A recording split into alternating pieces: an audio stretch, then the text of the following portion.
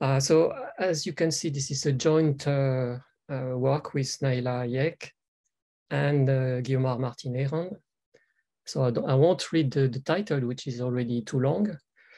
I think I will start the introduction right now. So of course it doesn't work, but okay, let's start with that. So what we do in this paper is that we study horizontal competition between two supply chains, and we do that in a differential game with a linear-quadratic setting. And in this setting, the two supply chains produce Cournot complement goods. I will explain in a moment what these goods are. And each supply chain includes two stakeholders. First of all, there is a retailer and there is a supplier. So it's a very simple supply chain that I will consider. The two stakeholders in a supply chain play a Stackelberg game. The leader is the supplier, whereas the retailer is the follower. Okay. Competition between the two supply chains occurs at two levels. First of all, there is price competition at the level of the retailers. They play Nash and they compete in prices. And there is also competition between the suppliers. They compete in production capacities, and they also play Nash. We consider two cases. In the first case, the two suppliers can adapt their production capacities. So in order to do that, they can invest, and we consider two polar cases. In the first case, investment is reversible, so you can decrease the production capacity at will. And in the second case, investment is irreversible, so you can't choose your capacity level, you can't affect your capacity level, you can only let it depreciate. Now, what is very important is that because each supplier, both suppliers, because they are leader of their respective Stackelberg game, we assume that they are able to exploit the equilibrium decisions made by the retailers. Okay, so for instance, they will be able to affect to exploit the dependence of these prices on the production capacities. Okay. Now, in keeping in most, at least to our knowledge, to most literature on competition between supply chains, we will restrict ourselves to open loop strategies. And our main results are the following. So when investment is reversible, there is no open loop equilibrium for the game played by the suppliers. Okay. When investment is irreversible, equilibrium occurs, but only in a very special case where the initial values of the production capacities are equal. Otherwise, there is no equilibrium. And the reason why we have these inexistence results is due to the fact that the instant profits of the suppliers are discontinuous with respect to the production capacities. Okay, I will skip our contribution to the literature, not because I think that there are none, but I will present these contributions at the end of my talk. And from now on, I will present the model. So let's start with the models, and let's start with the retailers. So in each supply chain, there is a retailer and a supplier.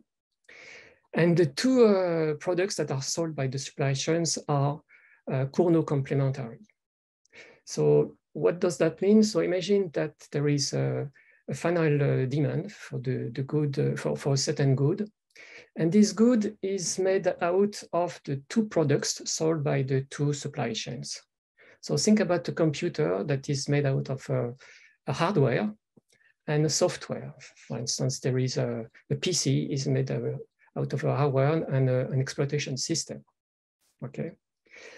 Now, because of this nature of the good, the price of the final good that is paid by the consumers is the sum of the prices of the goods sold by the two supply chains. So now we assume that the demand for the supply good, but because the goods provided by the supply chains are also complementary, not only the final good, but also the demand for the good sold by the two supply chains are the same, one and the same, and they are given by these expressions that you can see on the screen. I hope you can see that on the screen. So this expression is very simple. So the demand for the final good and for the good, for each good sold by each supply chain is a decreasing function of the price of the goods sold by the supply chain. So Pi, for instance, is the price of the goods provided by supply chain I. And in this expression, A is the shop price, and B is just a positive parameter that that measures how the demand depends on the prices chosen by the retailers. So let's consider, for instance, retailer I. So this retailer will only have, we try to maximize is the sales revenue, which is just the price at which he sells the good provided by the supply chain times the demand, the volume of the sale. Okay, and of course, it can do that only if the supply chain to which it belongs is able to produce the demand. So the production must be consistent with the capacity of the supply chain. Bertrand, may I ask you a question? The two supply chains are parallel? Yes. So a manufacturer is selling to only one retailer, not to both retailers? Yes. Yes, in each supply chain, the manufacturer is connected to one retailer. Okay. To the retailer. Okay. Yes. Thank you. Okay. Okay. So let's consider the retailer's choices. So what the retailers take as given is, first of all, the decisions regarding capacity that are made by both suppliers.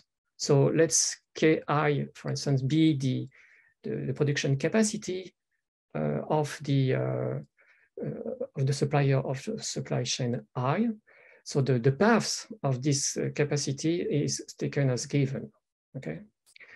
And for instance, the retailer I take also as given the decision made regarding prices by the other retailer. Okay. So what these retailers try to do is to maximize their sales revenue. So this is some of the discounted sales revenue that they try to maximize. And you have in this expression in the middle of the screen, the objective. So R here is the instantaneous discount rate, interest rate, sorry. So we could recognize the sales revenue. And tau I is the share of the sales revenues that is kept by the retailer. So we assume that in each supply chain, I think I forgot to mention that there is a revenue sharing contract, according to which a constant share of the sales revenue is kept by the retailer, and the other part goes to the provider. Okay. I have a question. Sorry. Go on. So in these kind of models, some of the literature assumes that there is an explicit subsidization of one side of the market in your case, is it the case that it comes through revenue sharing and pricing? I'm not sure I understand your question. There is no subsiding. So you want to subsidize one side of the market in the sense that either I subsidize the hardware or the software so as to increase the adoption. Okay, so, no. Okay. Well, in this kind of supply chain, there is also always this double marginalization problem. Okay, but this problem is solved, or it is assumed that this problem is solved by the fact that the two parts of the supply chain use revenue sharing contracts. So in effect, that will that it's a way to take care of that problem. Yes. Okay. Okay. Now what they do, the retailers, so they have to choose their prices. They do that by taking into account the constraint that you see here, which is that their demand, the demand for their product, must not be greater than the minimum of the production capacity. That reflects the fact that goods are complement. Okay, if you want to say if you want to sell more of your good, then you must be sure that to make sure that the other supply chain will be able to supply the good as well. Okay, so if you look at that problem, you can realize that this is not a real dynamic problem because there is no state variables that the retailer controls. Okay, there is no dynamic dynamics as such. So basically what you have is a set of static problems. Okay, and what each retailer will have to do is to look for any edge date, the best price that it can choose given the choice of the retailer and the capacities that are available at the date considered. Okay, so this is the almost static part of the problem, but there is a dynamic part that I will cover later. So at any edge date, assume that, for instance, the Ki, that the capacity of supply chain I is the minimum value, the minimum capacity. So what both retailer does is to look for the price, okay, that maximize their sales revenue, taking as given the decision made by the other supplier and taking into account this constraint. Okay, you can view it as a kind of couplet constraint if you like. Well, if you look for the Nash equilibrium in prices, okay, for each date, what you will realize is that actually there are multiple equilibria. Okay, and the different kinds of equilibria are listed in the proposition on the screen. So there are different cases, of course. If the minimum capacity is above a threshold, okay, then actually there is overcapacity because the production will be lower than the capacity. And in that case, both retailers will choose the same prices. But the more interesting case is where the minimum capacity is below a certain threshold. And in that case, there are really multiple equilibria. So on the screen, you have these different kind of price equilibria. And I will try now to give you the intuition why there are multiple equilibria. So the idea is that when the minimum capacity is below a certain threshold, it will be completely used. And so the demand for emanating from the market will be equal to the production capacity. And the price that will be paid by the consumers for the final good will be equal to, if you use the inverse demand function, A minus B times the minimal capacity.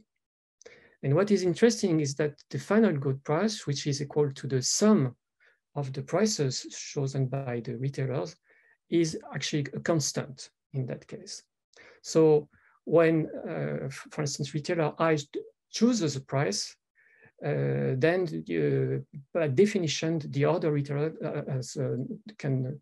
the only thing that he can do is to choose the the right-hand part minus PI. So whenever you choose PI, the other value of PG, sorry, results automatically. So what we do, and this is very important now, is that among the different possible price equilibria, we choose the equilibrium which gives the highest price for retailer I. Retailer I is the retailer which is associated to the supply chain with the minimal capacity. So in that case, the value of the price equilibrium is given by this expression, which is not very interesting in itself. But the point is that by choosing this price, you also make sure that the retailers maximize its sales revenue across the set of all equilibrium prices, possible equilibrium prices. Okay, and the reason why we have that is that while the demand for the supply chain is equal to the minimal capacity, so it's constant, and in order to maximize your sales revenue, you have to choose the maximum value for the prices, which is what we do. So why do we do that? Why do we single out this very specific price? So we believe that there is no reason to treat retailers in a symmetric way if they are associated with different production capacities. And here the idea is that the supply chain which sells the product which is the rarest gets the highest price. Okay, but of course, if production capacities are the same, then the prices chosen by the retailers will be the same. So we will go back to the symmetric result. Okay, the next proposition summarizes my discussion so far, and it gives you the sales revenue that will accrue to the supply chain and will be which is split with fixed parts between the retailer and the supplier. And these sales revenues completely depend on the production capacities. And it has this very peculiar property that it is discontinuous. Okay. So, for instance, when the capacity of the supply chain is the minimal one and below a threshold, so it has this expression. When it is not the minimum one, the capacity is not the minimum one, but it is below a certain threshold, then the value change because the supply chain can no longer impose in a way the highest prices for its product, and so on and so forth. So all the following results will depend on that, the fact that the sales revenue, sorry, are discontinuous function of the production capacities. Okay, now I'll turn to the real dynamic part of my talk. And this is the part which is devoted to the producers, to the suppliers. So recall that we assume that the producers are able to take advantages of the prices, and they know that the sales revenues that accrue to the supply chain depends on their capacity choices. Okay, so they know that their revenue or will depend on the production capacity that are made by in the game that they play. Okay, so what do the manufacturers do? In a way, we have something which is in a formal way quite similar to what you find in the paper by Reynolds on quite an early paper on capital accumulation games. Okay, so there is a competition between two suppliers. They decide their production capacities across time, and that's what we do. So so let's take a look at their problem. So what they do is that they pay attention to their net revenue. So there is this the sales revenue minus the investment cost. So by choosing the different values for the investments, they can try to adapt their production capacities across time. The capacities evolves with this differential equation. In this differential equation, delta is the depreciation rate.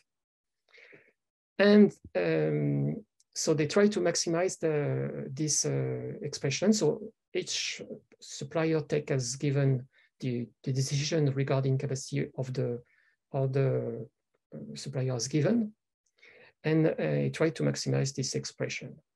So let's take a look at the cost of investments. So there is a direct cost. I is the investment, the volume of investment decided by a supplier I, and alpha is the direct cost of investment.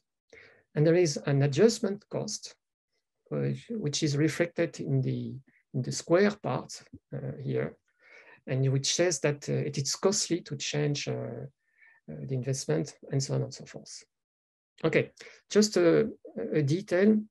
So in this expression, you don't see the share of the sale revenue that should accrue to the seller, but actually it doesn't matter to take into account this share, because you can always reinterpret alpha and beta and go back to this formulation of the problem. So taking into account this share will amount to reinterpret alpha and beta.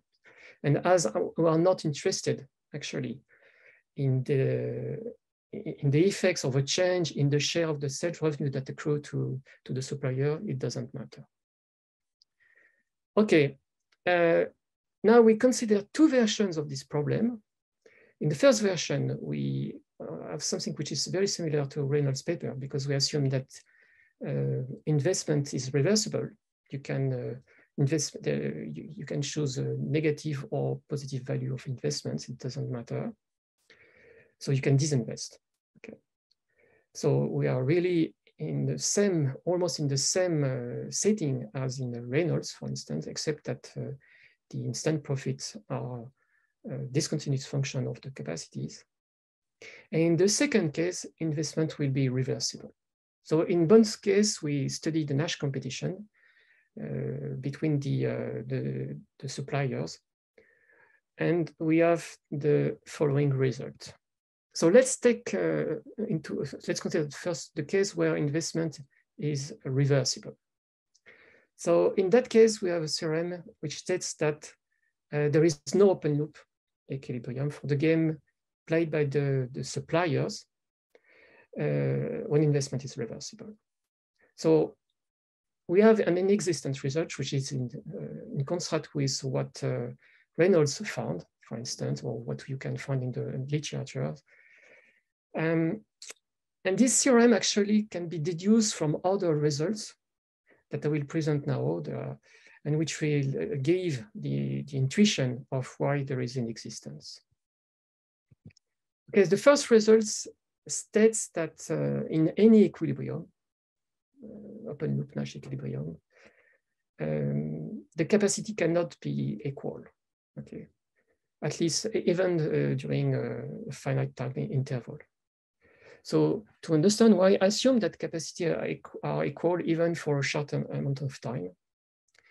Then what a supplier can do is to decrease its investment for a very short amount of time. And the result of that will be that its production capacity will be forever lower than the capacity of the other supplier. By doing that, if you slightly do that, what you end up with is you end up with an increase in the price of your product, which, and because of the discontinuity, there is a sharp increase in the price of your product.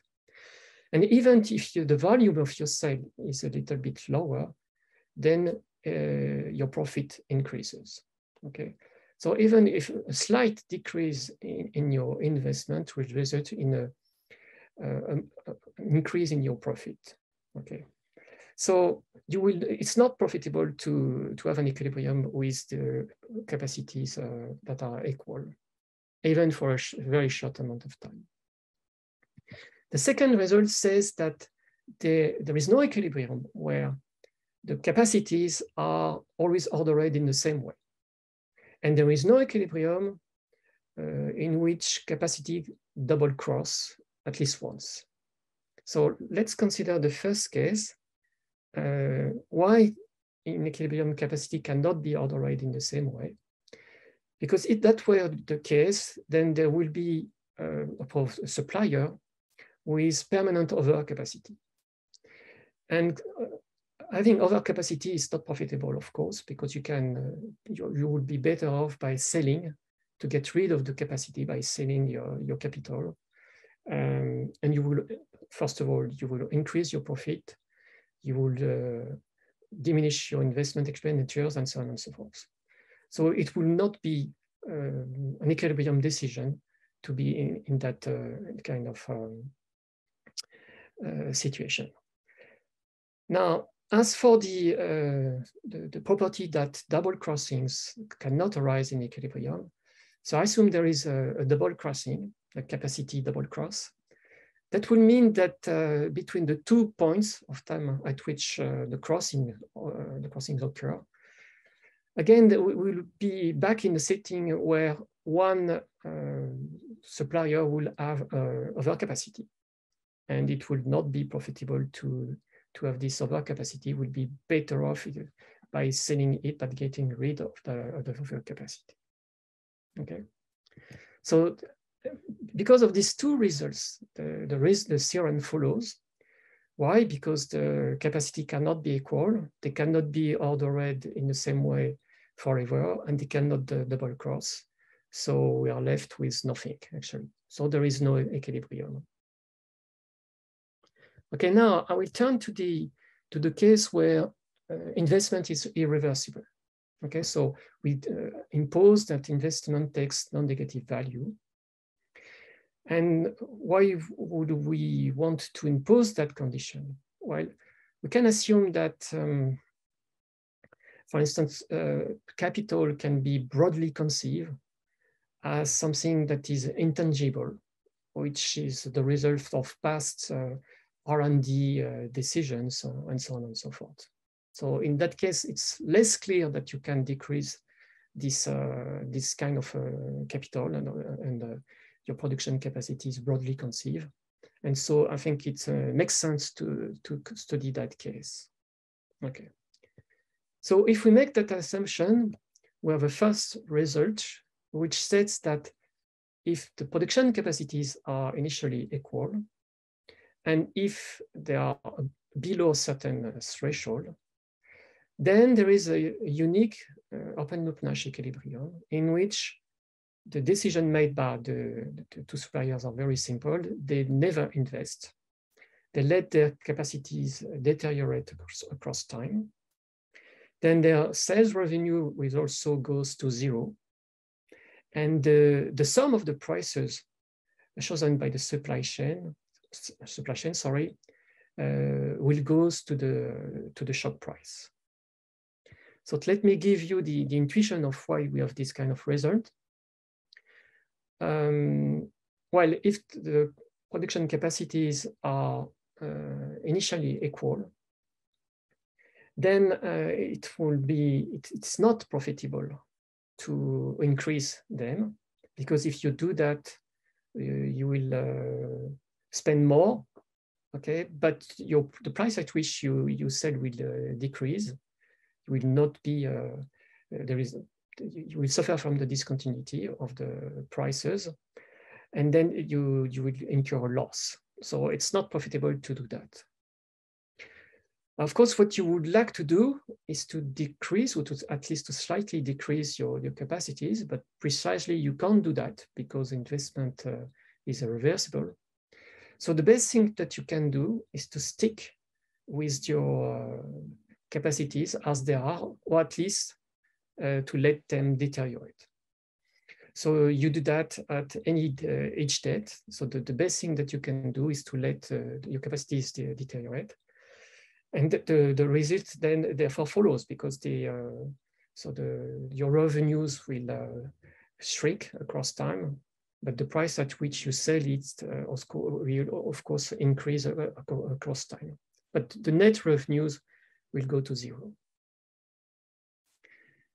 Now, if capacity are unequal, different initially, and if they are not too large, at least if the minimum capacity is not too large, then we are back to the result that we saw before. There is no open loop equilibrium. And again, there are the result will follow from 3 other results that I will explain now. So the first result is that when the initial capacities are different, there is no equilibrium in which capacities ever meet. Okay, so of course the producer which suffers from overcapacity would like to reduce it. He would like to disinvest, but precisely he can't do that. And as for the other supplier is never better off by letting its production capacities be reached or be by the capacity of the other supplier. Letting the capacity meet is not very profitable. Again, it's the same institution as one I've mentioned before. Sorry. The idea is that if you let the capacities meet, I mean, if you are the supplier with the lowest capacity, and if you let the capacities meet, this means that you invest. Okay, you invest because the other supplier is better off by not investing. So it means that you invest, and so you spend some resources in maintaining or even increasing the value of your production capacity. And there will come a time at which the capacities meet. But at this time, you will suffer from a drop in the prices at which you sell your product. And you will be better off by postponing the date at which capacities meet. Okay, it would be better to do that.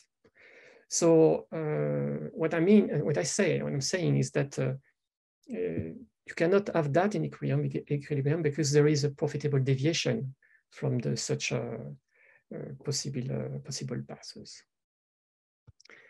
Now, the second result says that there is no equilibrium in which the producer with the lowest capacity either always invest, except maybe for a short time, or only invest for a short amount of time. Okay. In the first case, it's not profitable to always invest except for a short time, because if you do that, you will end up with the result that the capacities will meet. And as I explained before, that's not profitable. Okay, it's never profitable to do that. As for the second possibility, that is, you'd only invest for a short amount of time or a finite time interval, then if you do that,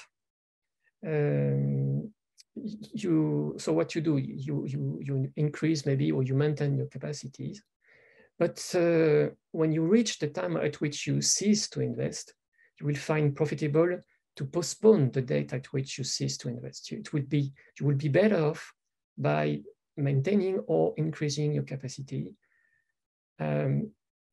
provided that your capacity is less than the capacity of the other supply chain. Okay, so you never maximize your profit if you only invest during a finite time interval. Of course, you could object that maybe there are some other kind of strategy. For instance, you could imagine that you invest intermittently, not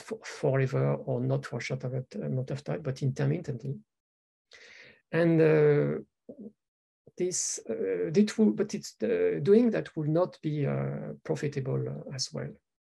The reason why is that it's always the same intuition. If you invest intermittently, but capacities meet, well, it's not profitable to do that. And if you invest intermittently, but at a very short time interval, well, you would be better off by increasing the time during which you invest. Okay, so in both cases, it's not profitable to do that. So the theorem follows from the three results. Capacities cannot meet, but if they do not meet, it's profitable to invest more. So you are in a way prisoners of the feature of the revenue function, the sales revenue expression, and this is what drives the result. Now, what we could ask is what happens if the suppliers face different disinvestment possibilities. Okay, so far I've assumed that these investment possibilities are symmetric. Either both suppliers can invest, or either both can disinvest.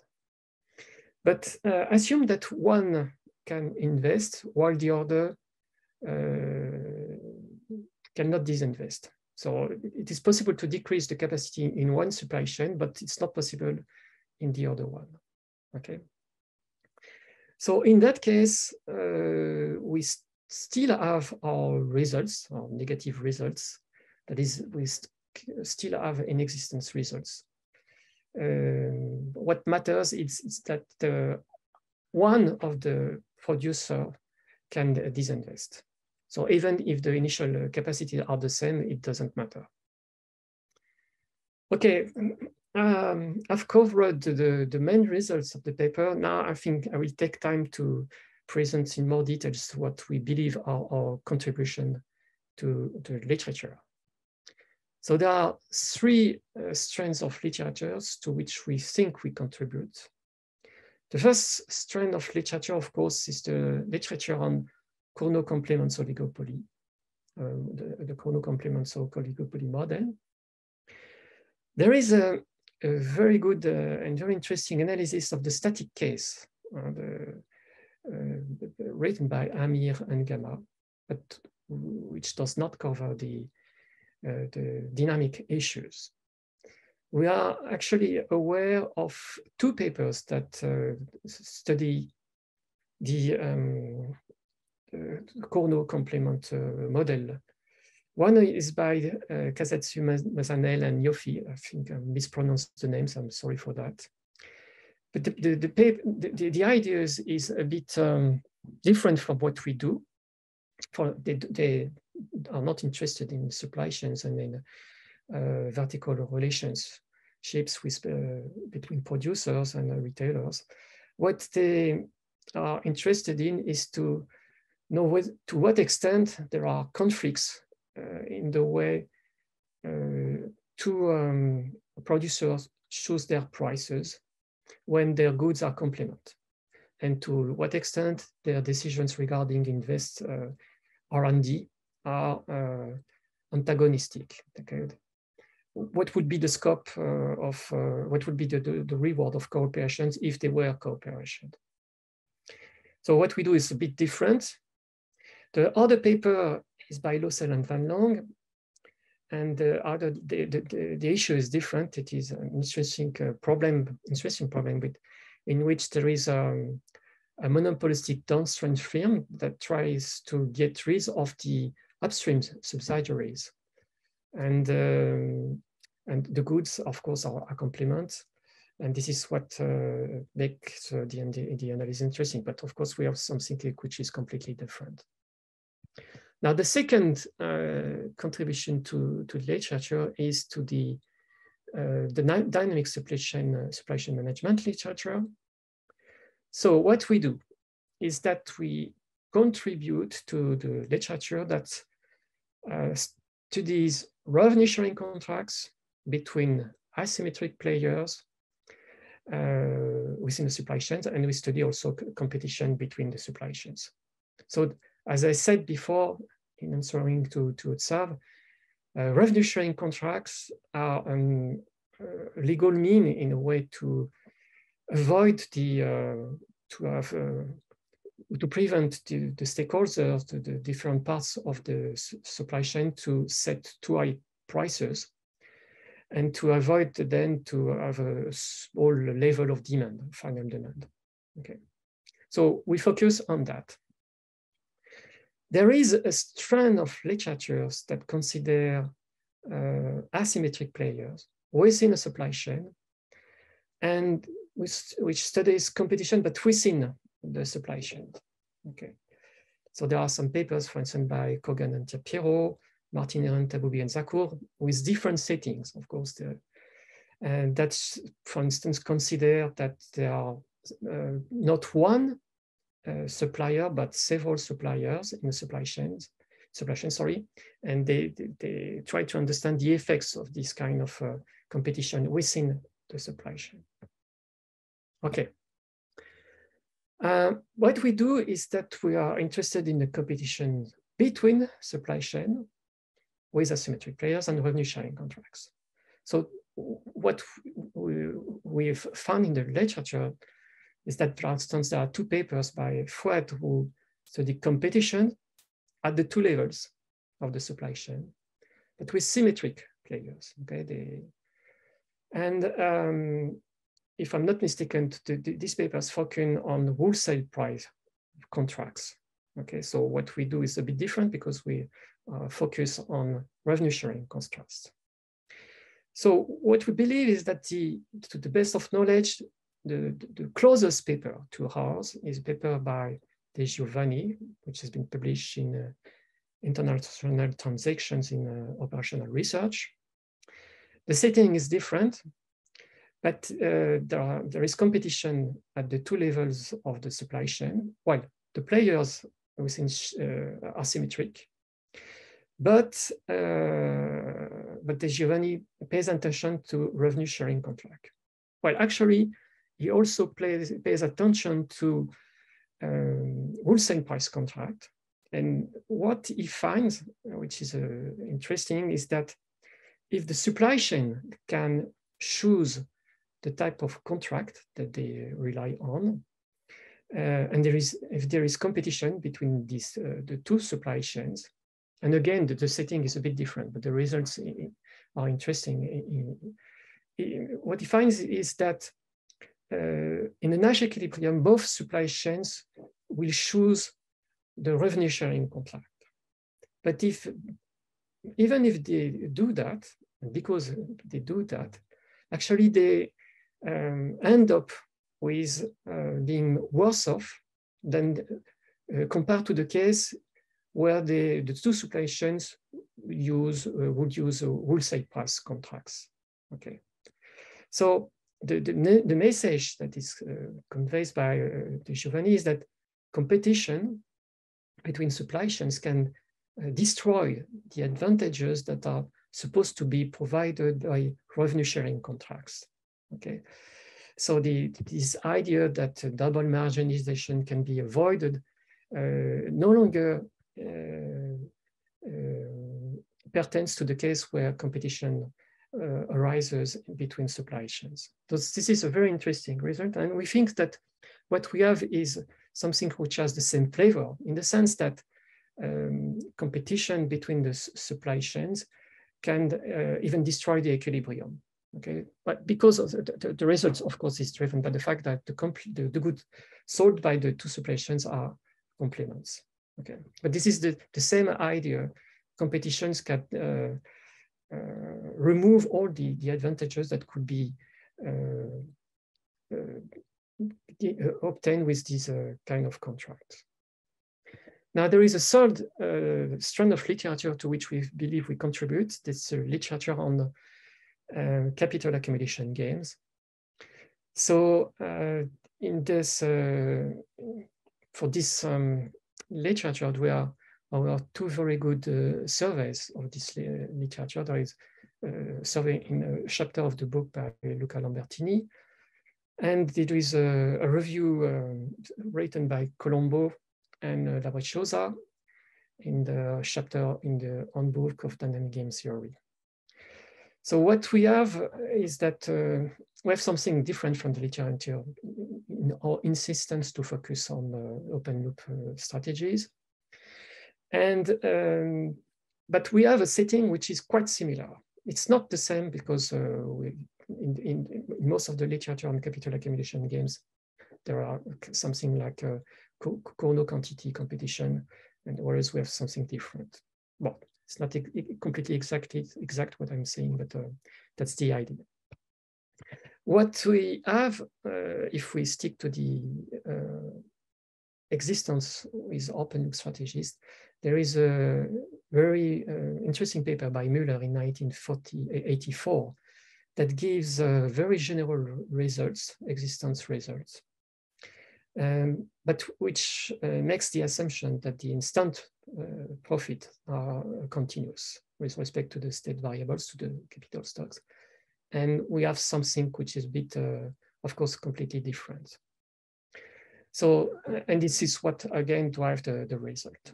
Okay, so the discontinuity in the instant profit functions makes deviation always profitable. Okay, so let me conclude my talk. I will just summarize the results. I think that what we have found is that in our setting, there is no open loop Nash equilibrium in the game, for the game played by the two manufacturers. Existence can nevertheless occur in the very specific case where investments are reversible, but otherwise, and the production capacities are equal, but otherwise there is no existence. And all the inexistence results are driven by our choice of the price equilibria. Okay, so there are 3 topics for further research that we can think of. First of all, there is the idea that we can study cooperation, but not only within, but also between the supply chains. And this is something which we have done. So we go back in that case to an optimization problem, general optimization problem, but with some specificities that we believe are interesting. What we could do also is to pay attention to other price equilibria. So the paper is quite long. The proofs are quite long. That's the reason why we didn't pay attention to the other price equilibria, but it may be worthwhile to do that. And thirdly, we could pay attention to other interesting features like adjustment cost for the price, costly price adjustments that would maybe compensate for the discontinuity. If the cost is sufficiently large, that will compensate the discontinuity, the advantage provided by the discontinuity in the revenue function. Okay, so I think I will stop there, and I thank you for your attention.